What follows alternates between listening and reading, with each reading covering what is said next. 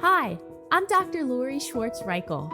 My career began in music education where I learned the importance of a key change, a shift, in the tonal center of a piece of music, often used to inject energy or produce significance. Eventually, I realized the impact of making key changes in all areas of my life and the desire to help others do the same. Making key changes can be difficult. I certainly don't have all the answers, but I do like to pose questions for reflection and offer actionable key changes for us to attempt in both our working and living situations. Together, we can unlock our greatest potential in collaboration with those we love, serve, and lead. Let's discover how we can grow together by making key changes. Did you ever not do something or not attempt to achieve a goal because you thought it was too late to start, or you feared the outcome, or you thought you weren't prepared to begin? I have often experienced these feelings throughout my life. When I was younger, my mom would always say to me, "Feel the fear, but do it anyway." This always gave me the courage and confidence to keep going with an idea or dream. After several months of brainstorming plans and searching for a venue, I almost bagged the idea of the confidence camp because I couldn't find an appropriate venue that would rent space to me. If you aren't familiar with this summer camp, check out podcast number 59 or access my website, makingkeychanges.com, and click on camps. I had hoped to advertise the confidence camp in January, so that families who were searching for childcare in the summer would have an educational and enjoyable experience to send their children to. But as January came and went, and then more weeks slipped by, I still had no place to hold the camp. This meant I couldn't advertise it. Finally, in late March, I was able to secure a location, and advertising could begin. Registration started slowly, but within a short time, I had reached my first goal, to secure the number of campers needed to successfully run the camp. The next goal that needed to be met was to secure more campers to fund all the special activities I had planned. Panic set in when spring break arrived in mid-April and registration came to a complete halt. I believe this happened because parents were eager to have their summer plans in place before resting for spring break. I could have pumped my brakes, gotten worried, and stopped the camp planning. But I didn't. I kept going, and something magical happened when I did. By inviting many amazing leaders to facilitate art sessions, mindfulness habits, creative projects, physical workouts, and confidence activities for the campers, news started to spread about the camp, such as who was involved with it and what it offered. And families, even those who didn't require childcare, began registering their children for the camp because they realized the benefits the camp would offer their children.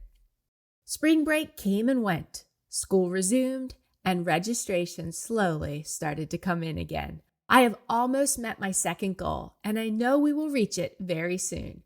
Registration will continue throughout May and early June. The camp begins on Monday, June 23rd, and operates daily through Friday, June 27th, in my area of Maryland. I will keep going with the camp planning and other things in my life that I am working on. Excitement will keep building. Registrations will continue to come in, and an incredible first year of the camp will occur. How do I know this? Because I believe in the camp's mission. I am proud of what I'm building, and I understand that what I focus on will expand. I also realize that when I need help, I will continue to ask for it. I will keep going. In podcast episodes number 58 and number 63, I spoke about asking for what you want. The discomfort from asking for something often stems from fear of rejection, appearing vulnerable, or receiving negative reactions from others. While it's natural to worry about how others will respond, you can't control their reactions. You can only control how you show up. In my mid-40s, I now realize that it is a bold act of self-respect and confidence to ask for what you want. We discussed confidence in episode number 59, where I outlined several key changes for building confidence in ourselves and others.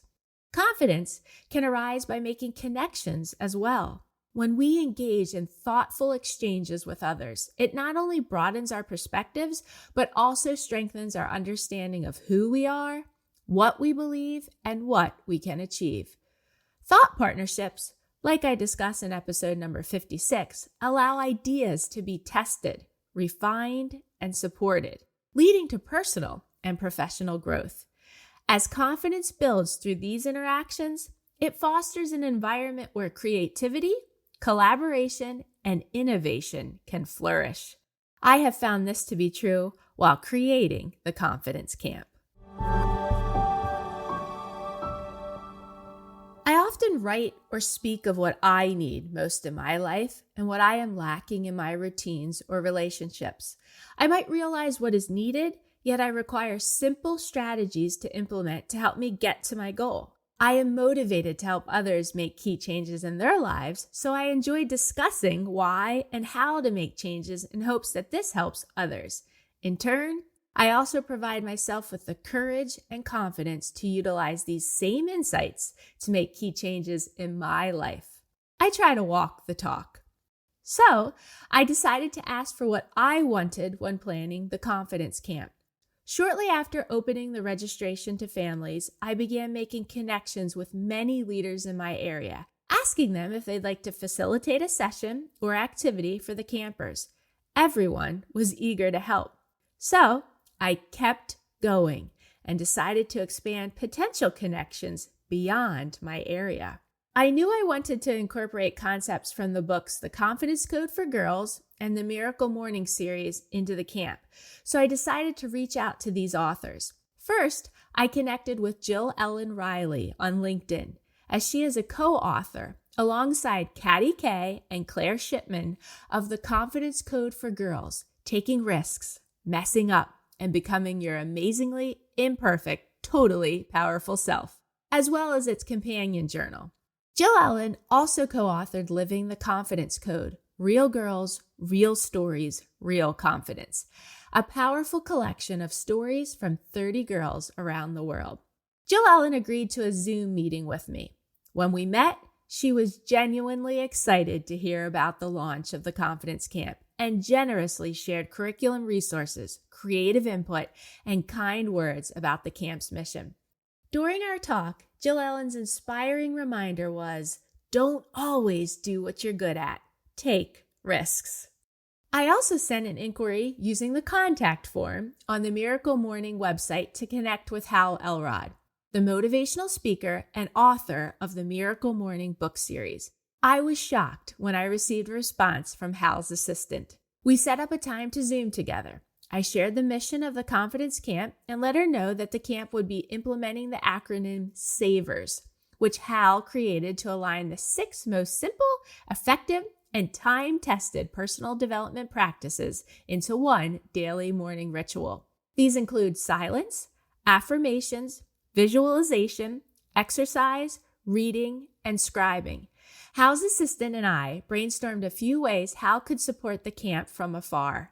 She met with Hal to discuss our possibilities, and a few days later, she asked for my scheduling link. I woke up one morning to a notification showing that Hal Elrod had booked a time to meet with me on May 8th at 1 p.m. Eastern Time. I interviewed Hal to ask him questions about his work and how best to implement SAVERS in the lives of children. Hal agreed to a pre-recorded video message that I will share with the children of the Confidence Camp on our first day of camp. Both Jill Ellen and Hal were thrilled to learn about the camp, how their work will enhance it, and all that is planned for the children. They were generous with their time, kind with their words, and impactful with their actions. All because I asked, and because I keep going. Oh, and I have more asks coming as I keep going. What are you thinking about doing or achieving? What is stopping you? How could you keep going? Here are 4 key changes to consider when you want to keep going with your dreams or goals. Key change number 1, shift your mindset from outcome to process. Focusing only on results can be overwhelming, and discouraging. Set small goals that support your larger vision. Celebrate progress, not just the end goal. I did that with the camp planning, and it helped. Key change number 2, reevaluate the purpose. A strong, intentional purpose fuels persistence and consistency. Reflect on what truly matters to you. Is your reason still meaningful? If so, reconnect with your intended purpose. Key change number 3, adjust your approach. If something isn't working, don't give up. Consider ways to make small changes. Gather feedback, try a new routine, or seek advice from someone who's done it before. And key change number 4, prioritize rest and recovery. Burnout kills momentum. Schedule breaks, practice self-care, and recognize when to pause so you can go further later. We have talked a lot about burnout on this podcast, most recently in episodes number 64, titled Break Free from the Burnout Cycle, and number 53, Beat Burnout. Go back and listen to these 2 episodes to continue to guide you through needed rest and recovery. Don't stop. Keep going. You got this. Anything you put your mind and heart to, you can achieve. Access the show notes for resources to help you and those you love, serve, or lead to grow. My main work is public speaking, so if you feel the contents of this episode or any of my talks or courses would add value to your school, company, or organization, reach out to me today. How are we making key changes to keep going when motivation dips or challenges arise? Thanks for listening. If you haven't done so yet, please consider rating and reviewing the Making Key Changes podcast on the Apple Podcast app.